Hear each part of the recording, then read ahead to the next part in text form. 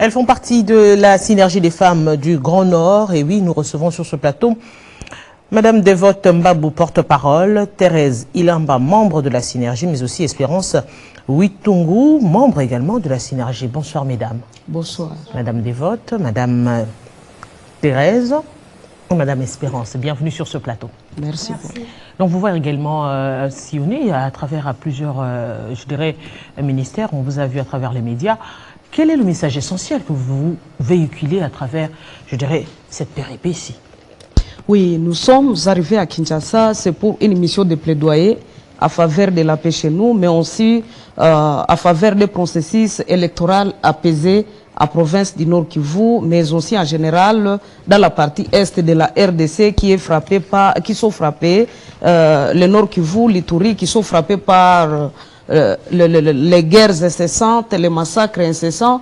Et c'est pour ça que nous sommes venus voir les autorités du pays, leur parler de la situation sécuritaire qui se vit à l'est de la RDC, plaider aussi pour qu'il y ait des élections qui soient transparentes, mais aussi apaisées, donc des élections qui puissent se passer dans un climat de paix pour que tout le monde puisse participer sans discrimination, parce que à province du Nord Kivu, par exemple, il y a des territoires jusqu'ici qui n'ont pas subi d'enrôlement, et ce qui nous met dans le doute qu'il y aurait élection exactement dans les délais. Et si les élections se veulent inclusives, alors il faudra que tout ce monde-là soit enrôlé et que tout le monde participe aux élections dans un climat de paix, parce que la paix, c'est devenu une denrée rare en province du Nord Kivu.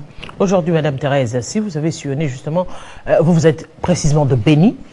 Aujourd'hui, comment vivez-vous cette situation à ce jour? Parce que c'est vrai, on est en train de le dire, mais la guerre, je dirais, cette agression persiste jusqu'à présent dans cet espace de la République démocratique du Congo.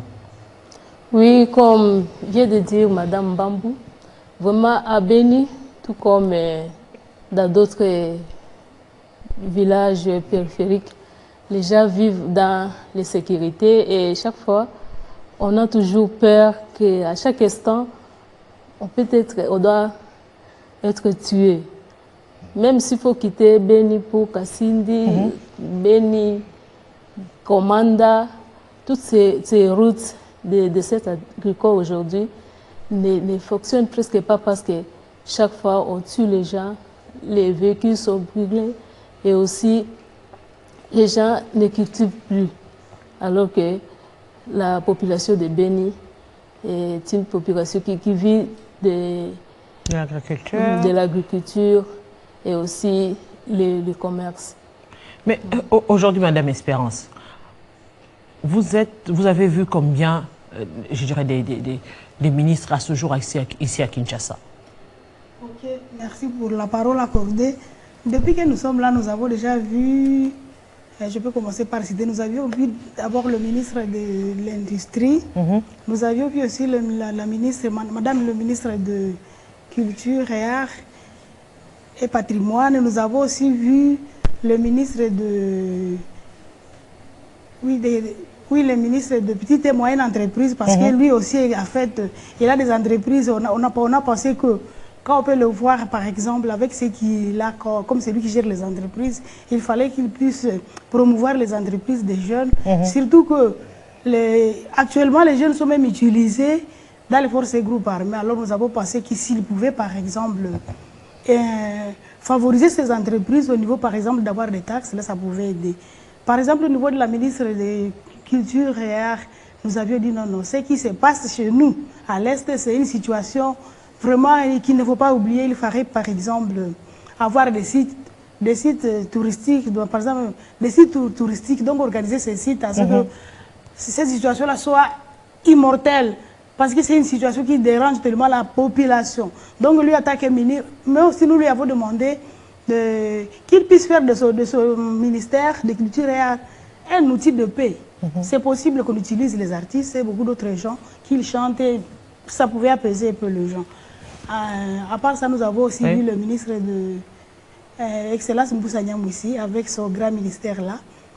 Ce qu'il fait au niveau de... Nous lui avons commerce aussi extérieur. Oui, nous lui avons aussi... Non, de l'intégration régionale. Ah, ok. C'est lui le ministre de l'intégration régionale. À ce niveau, nous lui avons dit non, non, lui, en tant que ministre de l'intégration régionale, il fallait qu'il voie comment, par exemple, s'intégrer. Nous lui avons surtout évité de venir chez nous voir ce qui se passe sur le terrain. Et heureusement, il nous a promis que ce que nous lui demandons, c'est quelque chose qui se trouve dans ses attributions. Il a dit, nous avons vu comment il fournit, pas lui seul, mais que tous vraiment s'impliquent pour que la situation soit rétablie. Aujourd'hui, Madame Devote, c'est vrai, on est en train de parler d'une situation aujourd'hui, on a plus d'une année d'état de siège. Vous, en fait, quel est le bilan que vous faites, vous, qui êtes sur terrain, qui êtes au quotidien, qui vivez au quotidien cette situation? Aujourd'hui, pouvons-nous dire qu'il y a lieu, qu'il y a une nette amélioration par rapport à l'état des sièges où la situation ne change pas carrément? Parce que c'est vrai, les politiques peuvent dire autre chose, mais les personnes qui sont sur terrain également ont beaucoup plus d'aperçus sur la chose également. Exactement. Nous vivons une période exceptionnelle à province du Nord Kivu et à Ituri. Et pour nous, quand on a appris la situation de l'état des sièges, nous avons passé à Essali qui pouvait venir apaiser les esprits par rapport à la situation sécuritaire. Mais la réalité sur terrain, c'est que la réalité demeure la même. D'ailleurs, il faudra noter que l'ennemi, là où il était par exemple, sur Grand Bastion, il a été abandonné. Vous allez comprendre que l'ennemi a plus gagné d'espace géographique qu'avant. Parce que les milliers qui étaient jadis apaisés sont aujourd'hui aussi insécures. On commence à tuer dans la ville de Beni, dans la ville de Butembo. On entre même dans les cités de Kassindi et consorts. Vous comprenez que là, l'ennemi ne pouvait pas entrer depuis cette période-là avant l'état de siège. Mais aujourd'hui, avec l'état de siège, en tout cas, la situation semble même s'empirer parce que l'ennemi a gagné d'espace géographique.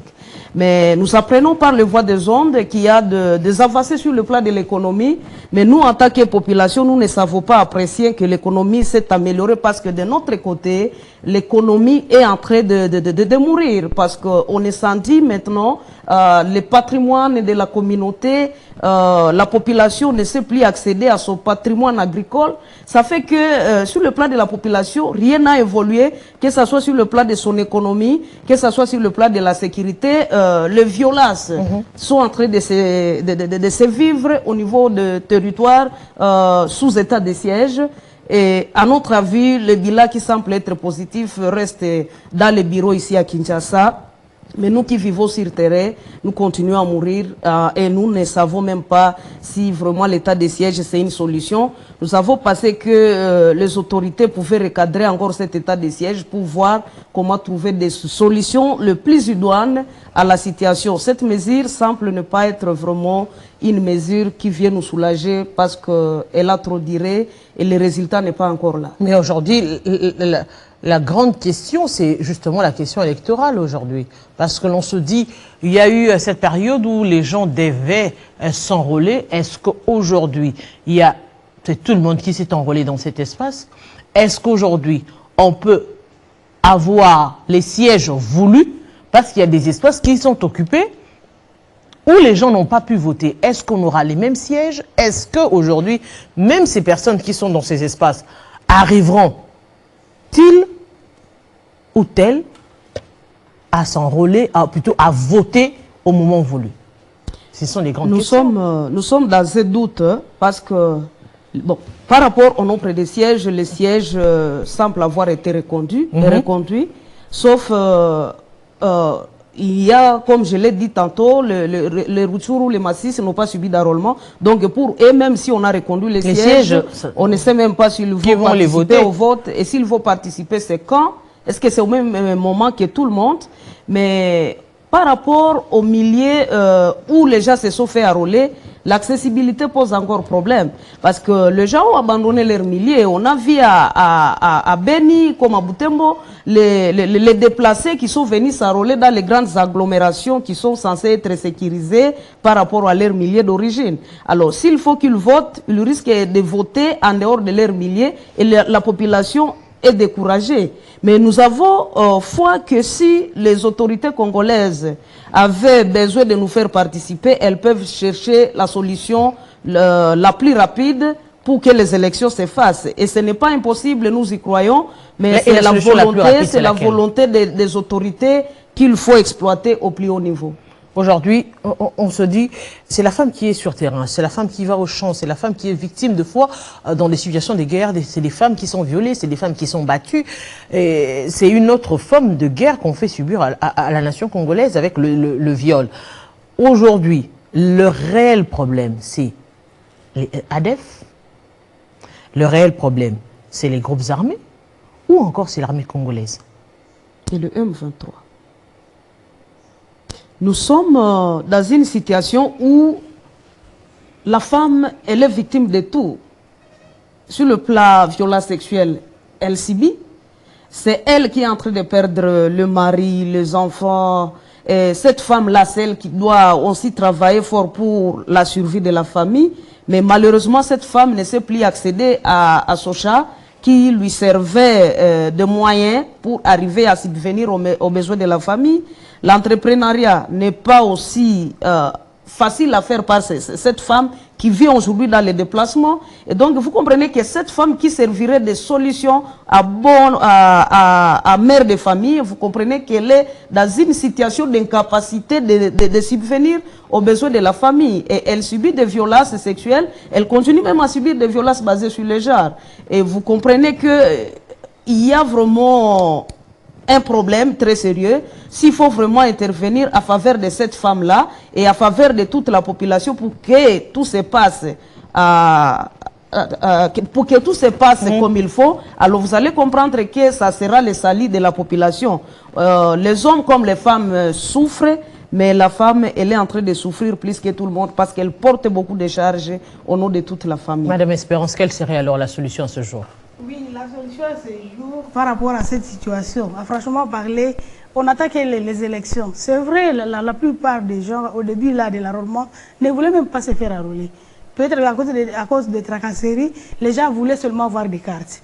Heureusement, nous sommes là, il y a beaucoup de gens qui passent pour sensibiliser les gens sur l'importance de se faire enrôler, d'aller aux élections, même de se faire enrôler. Alors actuellement, ils ont tous, la population n'attend que les élections comme solution. Et pour ces élections-là, cette fois-là, il fallait qu'on respecte cette fois-là l'article 14 de la Constitution. Heureusement, avec les innovations de la nouvelle loi électorale, au moins là, on a demandé à ce que les listes qui vont enrôler plus de 50% des femmes ne paieront pas la caution. Là, c'est parmi les offres de soulagement. Parce que nous savons qu'à de telles situations, pas seulement chez nous à RDC, mais même ailleurs, en cas de crise, quand les femmes participent à la vie politique, cela est souvent parmi les solutions à des situations problématiques. Ça, c'est vraiment reconnu. Alors, actuellement, je peux vous rassurer que la population actuellement, c'est vrai, on n'ignore pas la contribution des hommes, mais les gens ont plus besoin que les femmes aussi participent cette fois-là à la vie politique. C'est ça, mais aussi, comme la porte-parole a dit, il fallait qu'on organise aussi le plus possible l'enrôlement à ces zones autres-là, à ces deux provinces. Il y a Massissi et Rutshuru, là où on a deux territoires qui n'ont pas connu d'enrôlement. Il fallait que la CENI voie comment organiser l'enrôlement là-bas, parce qu'il faut aussi partir de la RDC, ils ont aussi droit à élire leurs représentants, comme tout autre Congolais. Aujourd'hui, Madame Thérèse, est-ce qu'il y a tout simplement manque de volonté politique à cela? On regarde, par exemple, aujourd'hui, les gens se disent, on regarde ce qui est fait par rapport à la francophonie. On voit que réellement, il y a tout simplement manque de volonté politique. Si réellement on veut la chose, on y arrivera. Oui, si on veut, on a toujours dit que vouloir, c'est pouvoir. Si la volonté est là, on peut toujours y arriver. Parce que nous savons que bien que la guerre est là, mais quand même il y a des institutions qui fonctionnent normalement. Comme ici sur place à Kinshasa, depuis que nous sommes là, bon, vous savez, c'est comme si vous êtes dans un autre monde, dans un autre pays. Mais si les autorités veulent, ils peuvent toujours arriver à réaliser tout ce qu'on a proposé comme solution. Madame Devote, un dernier mot. Ce que nous pouvons lancer comme cri, c'est prier les autorités congolaises à songer à la pacification de l'Est, plus particulièrement de la province du Nord Kivu, qui est en train de subir des affres de la guerre.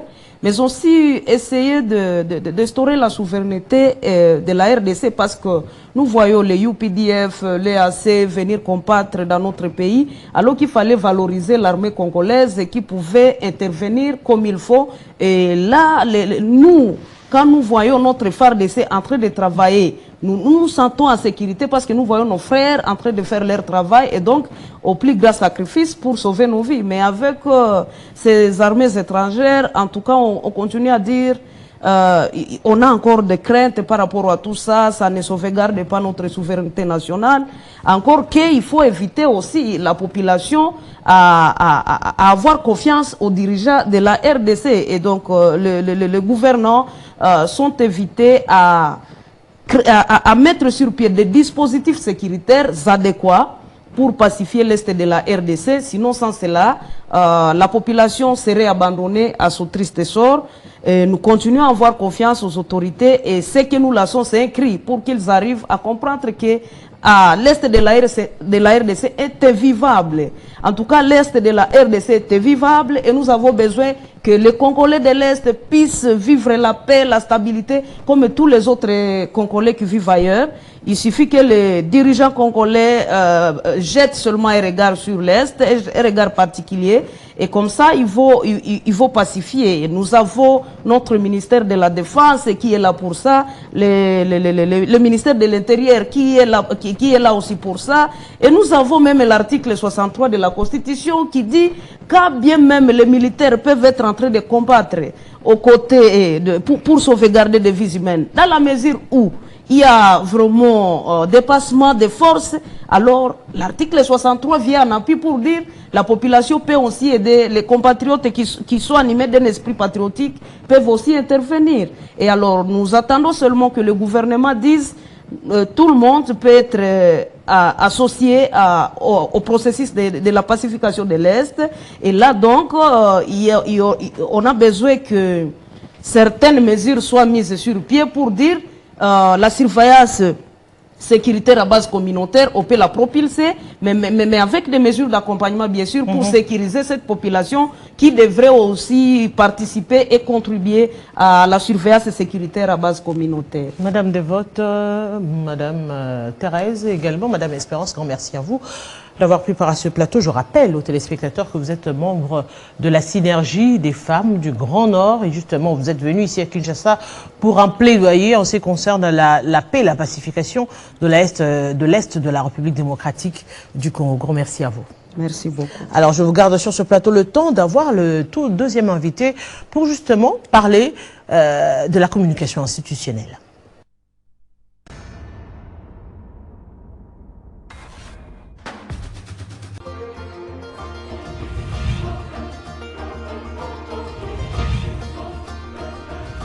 La Commission électorale nationale indépendante constate que le candidat Kabila Kabange Joseph a obtenu la majorité simple des voix pour avoir réalisé